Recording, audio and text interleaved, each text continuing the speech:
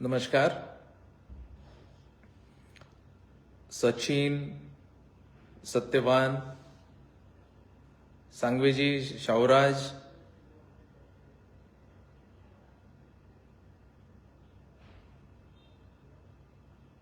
परमेश्वर,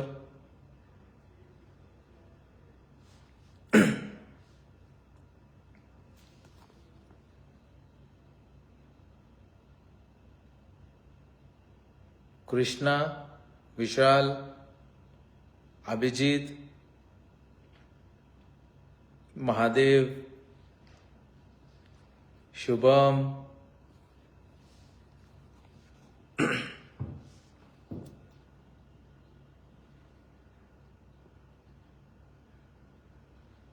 अभिमन्यू,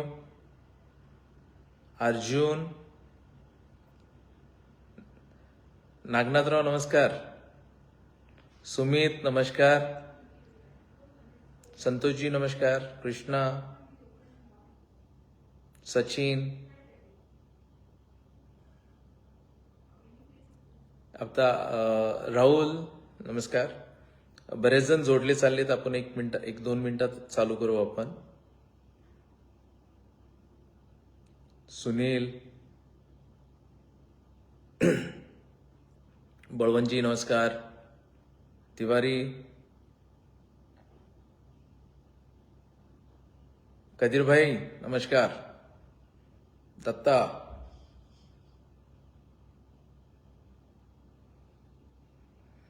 विपुल, शिवाजीराव,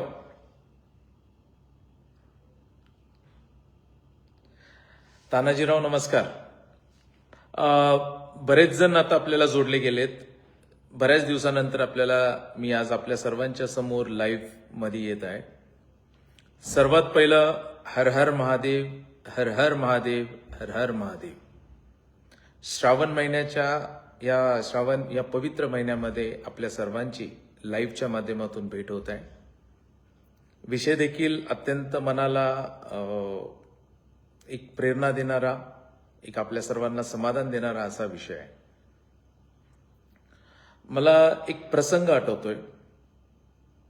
मी दिवाळीच्या काळात उदगीरला निघालो होतो आणि शिरवानपाळहून आमच्या सोबत मंगेश पाटील होते, गणेश, संतोष असे शिरवानपाळमधले काही मंडळी होत्या. परत आम्ही देवणीला थांबलो. अमर पाटील त्यांच्या घरी थांबलो आणि तिथून उदगीरला पुढे जायचं होतं. सगळेजण मिळत भेटत उदगीरला. आणि त्यावेळेस आम्हाला मोठ्या प्रमाणामध्ये पायी दिंडी आम्हाला जात असताना दिसली. गावातून शिरवानपाळहून निघालते. मी विचारलं त्यांना की ही दिंडी आपल्याकडची कुठं जाते. त्यांनी सांगितलं की भैया आपल्या ह्या भागातून मोठ्या प्रमाणामध्ये कपिलधारा या ठिकाणी संत शिरोमणी मन्मथ स्वामी महाराजांची तिथं जी समाधी आहे तिथं दर्शन घ्यायला आपल्या भागातील लोक जातात. आपल्याच भागातील लोक नाही तर कर्नाटक राज्यातूनही लोक तिथे येतात. आंध्र प्रदेश, तेलंगणा इथूनही लोक त्या ठिकाणी येतात, दर्शन घेतात. आणि मला जसं विचारलं की बाबा हे जात असताना अडचणी, त्यांनी सांगितलं बऱ्याचदा काही अडचणी असतात.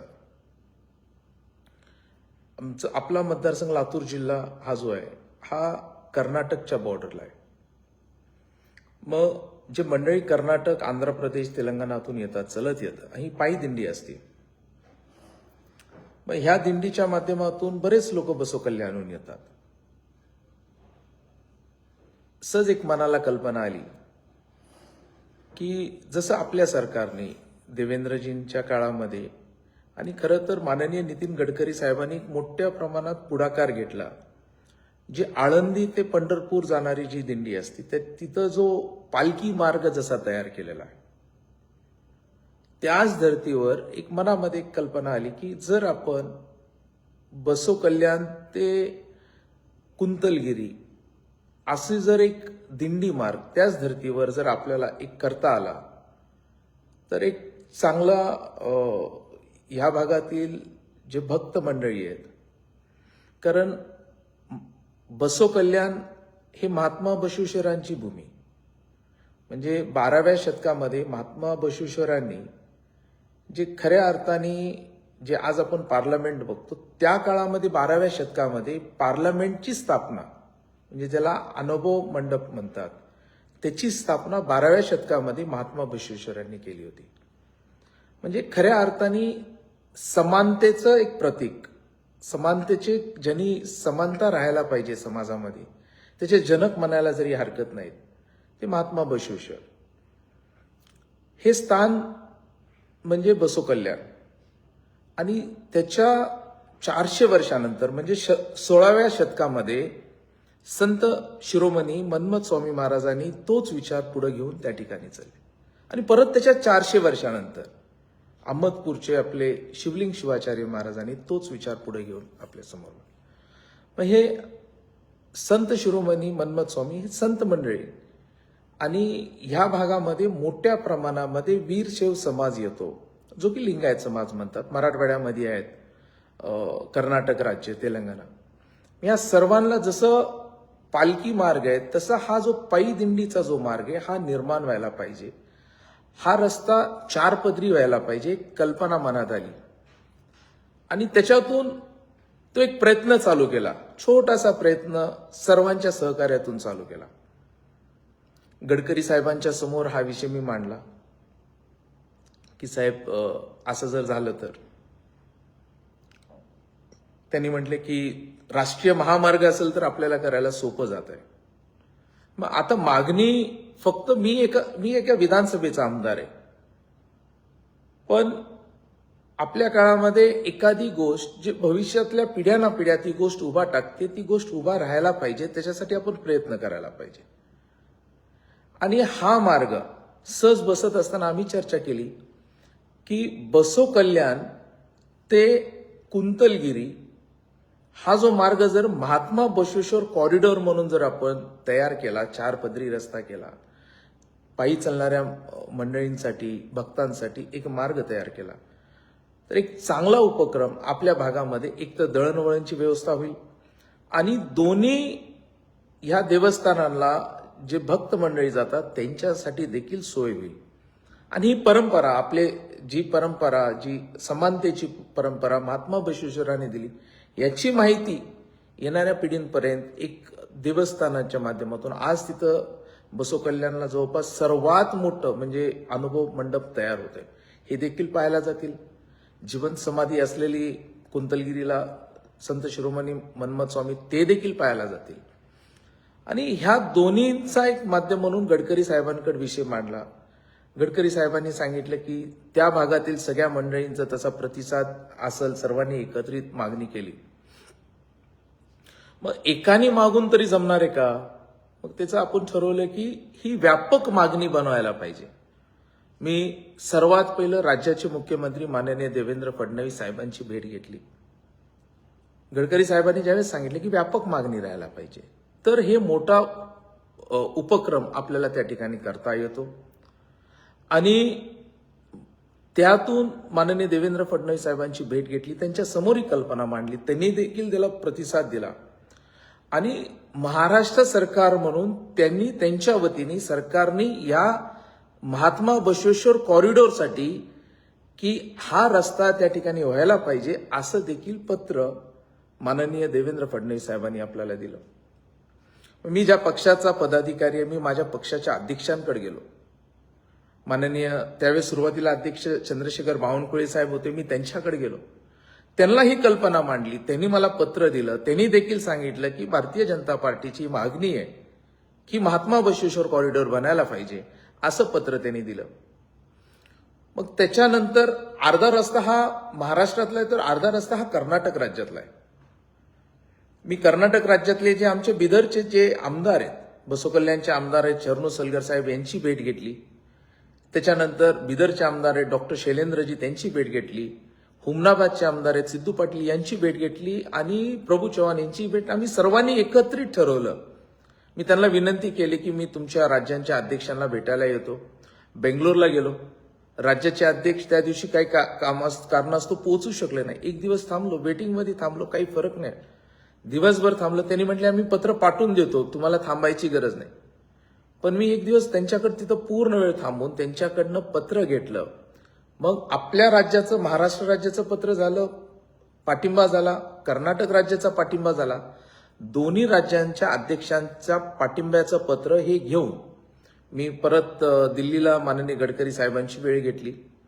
मी आमच्या सोबतच्या सर्व आमदारांना विनंती केली की कर्नाटकमधल्या आमदारांना विनंती केली की अर्धा रस्ता आपण देखील या. आणि त्या काळात महाराष्ट्रातल्या आमच्या संघटनात्मक अध्यक्षांची बदल झाली. परत आमचे नवीन अध्यक्ष माननीय रवींद्र चव्हाण साहेबांकडे मी गेलो. त्यांनी देखील पत्र दिलं की बाबा नाही, हा रस्ता व्हायला पाहिजे. आणि या माध्यमातून ह्या सर्वांचे एकत्रित, आणि परत कर्नाटक राज्याचे सोमन्नाजी म्हणून जे रेल्वे मंत्री आहेत त्यांची भेट घेऊन त्यांचं देखील पत्र, आणि अशा विविध आपल्या सर्व पदाधिकाऱ्यांचं एकत्रित पाठिंबा असलेलं पत्र घेतलं. काल माननीय गडकरी साहेबांची भेट घेतली. गडकरी साहेबांनी मला विचारलं, अरे ते किती किलोमीटर आहेत? म्हटलं 366. एक अंदाजे काम करत असताना काही गोष्टीची माहिती, त्याची पूर्व तयारी करून मी त्यांच्याकडे गेलो. त्यांनी गुगल मॅपचा नकाशा घेतला. मी पूर्ण त्याचा अभ्यास करून गुगल मॅपच्या नकाशावरून कसा कुठून रस्ता जातो याचं सर्व तयार केलं. आणि साहेबांनी जे जे प्रश्न विचारले, म्हटलं साहेब हे कर्नाटक राज्याच्या अध्यक्षांचं पत्र, हे महाराष्ट्राच्या अध्यक्षांचं पत्र, महाराष्ट्राच्या मुख्यमंत्री महोदयांचं पत्र, या सर्वांनी ह्या रस्त्याला मोठ्या प्रमाणात पाठिंबा दिलाय. या सर्वांचं पत्र घेऊन महात्मा बसवेश्वर कॉरिडॉर व्हायला पाहिजे अशी एक त्यांच्याकडे मागणी. साहेबांनी तातडीने, माननीय गडकरी साहेबांचं मी मनापासून, हृदयापासून त्यांचं कौतुक, त्यांचं अभिनंदन करल, त्यांच्या ऋणी आपण राहणार. ज्या ज्या वेळेस एखाद्या गोष्टीची मागणी आपण त्यांच्याकडे केली त्यांनी भरभरून आपल्याला दिलं. त्यांनी त्यांच्या सोबत असलेले अमोल म्हणून, योगायोग कसा आहे, आपला माणूस तिथं असलं तर त्याची अधिक फायदा होतो, त्याची मदत होते. अमोल बिराजदार म्हणून तो त्यांचा सुसाईड म्हणजे त्यांचे काम पाहतो, त्याला बोलून घेतले. त्यांच्या सोबतच्या अधिकाऱ्यांना बोलून घेतले. त्याच्यावर तातडीने माननीय गडकरी साहेबांनी एन्डोर्स करून त्यांनी सांगितले की ह्याचा प्रपोजल तातडीने तयार करा आणि येणाऱ्या ह्याच्यामध्ये आपल्याला ठेवा. म्हणजे आज पालखी मार्ग जसा आहे त्याच धर्तीवर आपल्या भागामध्ये देखील बीड मधून, कुंतलगिरी इथून बसव कल्याणला जाणारा हा महात्मा बसवेश्वर कॉरिडॉरचा प्रस्ताव माननीय गडकरी साहेबांनी तयार करायला सांगितलं. हे आपल्या सर्वांसाठी फार मोठी गोष्ट आहे, आनंदाची गोष्ट आहे. एक मोठा दळणवळणची व्यवस्था, भक्तांची सोय, ह्या सर्व गोष्टी ह्याच्यातून होणार आहे. एक प्रामाणिकपणे प्रयत्न, कारण आपल्या जनतेने ज्यावेळेस आशीर्वाद दिलेला आहे, ज्या जनतेने आशीर्वाद दिलाय त्यांच्या ऋणामध्ये राहणं, त्यांच्यासाठी काय, म्हणजे काही निर्णय असतात हे तात्पुरते निर्णय असतात, काही निर्णय असतात, काही कामं असतात हे वर्षानुवर्ष टिकणारे असतात. जिल्ह्याचा पालकमंत्री झालो, हे बघा रस्ते, स्थानिक विषय हे निश्चितपणे करायला पाहिजे का करायला पाहिजे याचं मी असं म्हणत नाही, पण अशी एखादी गोष्ट येणाऱ्या काळामध्ये पिढी ना पिढी ती गोष्ट टिकली पाहिजे, त्याच्यातून आपल्या भागातील लोकांना त्याचा फायदा व्हायला पाहिजे. आज जसं पाण्याचा विषय होता की आपल्या भागामध्ये टंचाई आली, रेल्वेने पाणी आलं, हा देखील विषय आता मी तो म्हणजे या 2-3 प्रकल्पानंतर त्याच विषयाच्या मागे लागणार. पण त्या काळात ज्यावेळेस जिल्ह्याचा पालकमंत्री म्हणून काम करत असताना एक मनामध्ये एकच ध्येय होतं. मला अजून तो देखील प्रसंग आठवतोय की ज्या पद्धतीने मला एका अधिकाऱ्यांनी सांगितलं की देशामध्ये 2 रेल्वे बोगीचे कारखाने यायला लागलेत, तुम्ही मागत असताना आपल्या जिल्ह्यासाठी हा कारखाना बघा. मला विचार पडला की आपल्याकडे रेल्वे बोगीचा कारखाना कसा येणार. मी परत सांगतो, परत आमच्या त्यावेळेस मुख्यमंत्री देवेंद्रजीच होते, त्यांनी बोलून आम्हा सगळ्या मंत्र्यांना सांगितले की जे चांगलं परफॉर्मन्स करतील त्यांना आम्ही त्या भागामध्ये, त्यांनी जे गोष्टी मागतील त्यांना आम्ही त्याचं सहकार्य आम्ही त्यांना त्या ठिकाणी करू. आणि देवेंद्रजींनी ज्यावेळेस आम्हाला सांगितलं की ह्या सर्व गोष्टींसाठी आम्ही तुमच्या पाठीशी राहू, त्यांना पाठबळ देऊ. आज मी देवेंद्रजींना ज्यावेळेस लातूर जिल्ह्याची जिल्हा परिषद ही भारतीय जनता पार्टीची आली, महानगरपालिका भारतीय जनता पार्टीची आली, मला अजूनही तो प्रसंग आठवतोय कॅबिनेटच्या दिवशीचा. अनेक जण त्यांच्याकडे कारखाना मागत होता, पण मी माननीय देवेंद्रजींना म्हटलं होतं की तुम्ही आम्हाला सर्वांच्या समोर शब्द दिलेला आहे की तुम्ही जे मागताल, तुम्ही एखादा विकासात्मक धोरण मागताल ते आम्ही देतो. मला अजूनही आठवतं, आज रेल्वे बोगीचा कारखाना, केंद्र सरकारचा कारखाना हा लातूर सारख्या जिल्ह्यामध्ये आपल्याला आणतात. पुन्हा व्यक्तिगत कारखाना नाही येतो, तो शासनाचा आहे. आता काही जण म्हणतील कधी चालू होणार आहे. हे बघा, ती मधला आज 5 वर्षाचा कालावधीमधले 2 वर्ष 2.5 वर्ष आपली कोविडमध्ये गेले. पण ह्या 3 वर्षामध्ये पूर्ण कारखाना उभा टाकलेला आहे. जे आता वंदे भारतचे रेल्वे जे बनणार आहेत ते देखील रेल्वे ट्रेन जे आहेत हे त्याच कारखान्यात बनणार. केंद्र शासनाने माननीय मोदीजींच्या नेतृत्वामध्ये मोठ्या प्रमाणामध्ये निधी याला दिलेला. हा कारखाना खेचून आणणं, एक व्यापक दृष्टिकोन ठेवणं आणि आपल्या भागाला, कारण हे बघा, माझ्यासारख्या कार्यकर्त्याला जी संधी, मी ज्या क्षेत्रातून येतो त्या भागामध्ये मोठमोठे दिग्गज नेते होते. त्या दिग्गज नेत्यांच्या पाठीशी मी स्वतःला भाग्यवान म्हणतो. जेवढा आशीर्वाद त्या दिग्गज नेत्यांना कधी मिळाला नाही, ह्या लातूर जिल्ह्याने माझ्यासारख्या कार्यकर्त्याला दिलं. अनेक वर्ष ते राजकीय, मी कुणासोबत तुलनात्मक बोलत नाही. जर असं असेल तर मी त्यांची माफी मागतो. पण लातूर जिल्ह्याच्या जनतेने जेवढा भरभरून आशीर्वाद माझ्यासारख्या कार्यकर्त्याला दिला, जिल्ह्याच्या स्थानिक निवडणुकीमध्ये, महानगरपालिकेमध्ये आधीच्या कोणत्याच नेतृत्वाला एवढा आशीर्वाद दिला नव्हता, तेवढा दिला. आणि हा दिलेला आशीर्वाद घेऊन मी माननीय देवेंद्रजींकडे बसलो होतो की देवेंद्रजी, ह्या जिल्ह्याने, लातूर जिल्ह्याने भारतीय जनता पार्टीला भरभरून आशीर्वाद दिला. आज जर खऱ्या अर्थाने महाराष्ट्रामध्ये कोणत्या जिल्ह्याचा अधिकार असेल अधिक विकासात्मक गोष्टीकडे सरकार म्हणून, पक्ष म्हणून मागायचा, तो आमच्या जिल्ह्याचा आहे.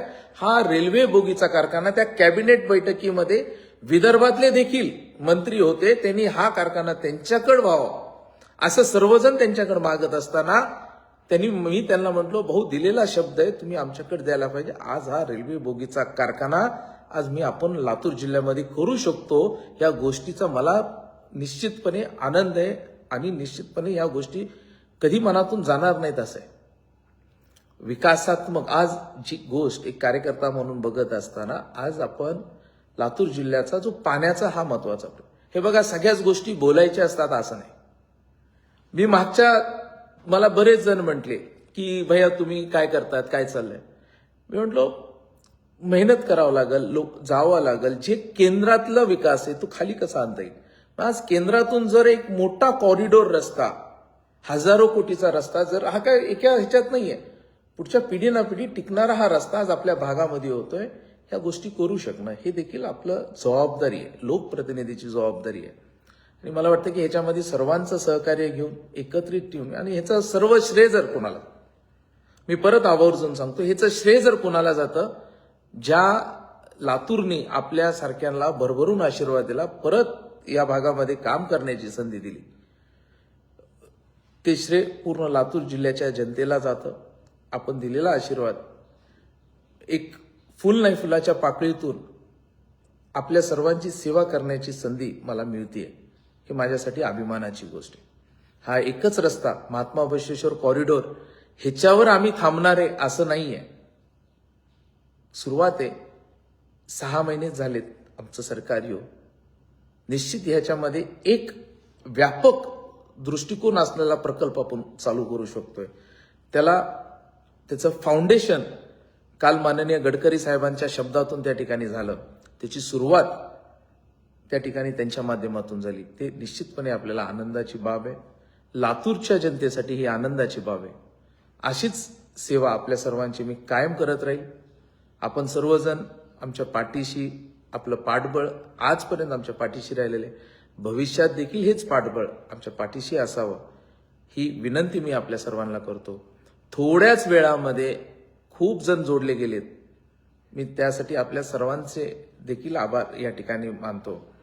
आणि परत एकदा माननीय नितीन गडकरी साहेब, माननीय देवेंद्र फडणवीस साहेब, माननीय चंद्रशेखर बावनकुळे साहेब, माननीय रवींद्र चव्हाण साहेब, कर्नाटकचे भाजपचे अध्यक्ष माननीय विजेंद्रजी, कर्नाटकचे माजी मंत्री प्रभू चव्हाण साहेब, कर्नाटक बसव कल्याणचे आमदार माननीय शरणू सलगरजी, त्याचसोबत आपल्या आमचे बिदरचे आमदार डॉक्टर शैलेंद्रजी, आमचे हुमनाबादचे आमदार माननीय सिद्धू पाटील, हे सर्वजण आमच्या सोबत त्या ठिकाणी हे पूर्ण उपक्रमासाठी ह्याच्यासाठी सर्वजण आमच्या सोबत. आम्ही दिल्लीमध्ये सर्व मांडणी करत असताना सोबत राहिले, त्यांचे देखील मी या ठिकाणी मनापासून आभार मानतो. आणि परत एकदा लातूर जिल्ह्याच्या जनतेच्या वतीने, मराठवाड्याच्या जनतेच्या वतीने, तमाम वीरशैव आणि लिंगायत समाजाच्या वतीने आणि कर्नाटकमधल्या बिदर जिल्हा, गुलबर्गा जिल्ह्यातील सर्वांच्या वतीने हा महात्मा बसवेश्वर कॉरिडॉरसाठी जी आपण सुरुवात केलात त्यासाठी माननीय गडकरी साहेबांचे शतशः मी या ठिकाणी आभार व्यक्त करतो आणि याच ठिकाणी थांबतो. धन्यवाद. जय हिंद, जय महाराष्ट्र.